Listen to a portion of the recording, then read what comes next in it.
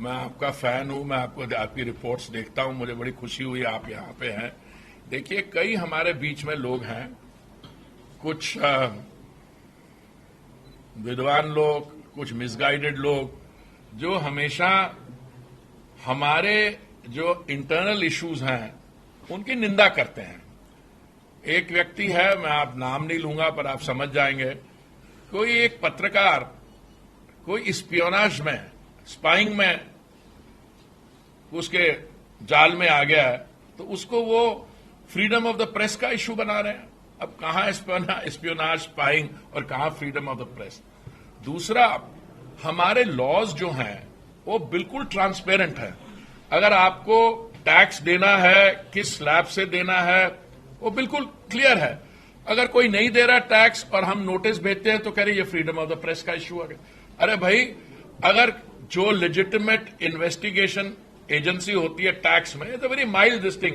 क्या मान लीजिए आपको लगा कि आप में से, हम में से कोई नहीं दे रहा, तो हमें आता कि जी आप बताइए कि आपकी अर्निंग कितनी है और आपने कितना टैक्स दिया। ये बड़ा इनोकुअस नोटिस है। और उस पर इन्होंने हल्ला मचाना शुरू कर दिया कि आप प्रेस की जो फ्रीडम है। देखिए, मैं आपको विश्वास दिलाना चाहता हूं, हमारी जो डेमोक्रेसी सिर्फ दुनिया में सबसे बड़ी और रोबस्ट डेमोक्रेसी नहीं, मदर ऑफ डेमोक्रेसीज, पर अगर हम चाहें भी तो हम डेमोक्रेसी को इरोड नहीं कर सकते। क्योंकि आप जैसे, आप देखिए अब कितने नंबर्स में आप हैं, आप सवाल पूछेंगे और जो भी सत्ता में होगा उसको जवाब देना पड़ेगा। और इसलिए बीबीसी का जो आपने इंसिडेंट लिया, मैं उसमें डिटेल में नहीं जाना चाहता हूं, क्योंकि उन्होंने पीछे कुछ उनके एक्शंस ऐसे थी कि उससे ये जाहिर होता था that they were in the hands of people with an agenda on India. ठीक है, हमारी जो society, it's an open society, जिसका मन में आए सुबह उठ के जिसको मर्जी गाली दे दे। Defamation laws apply after a point. पर मैं तो अपना अनुभव बताता हूं, मैं रोज सुबह उठता हूं और ढूंढता हूं कि कौन से बुद्धिजीवी व्यक्ति ने मुझसे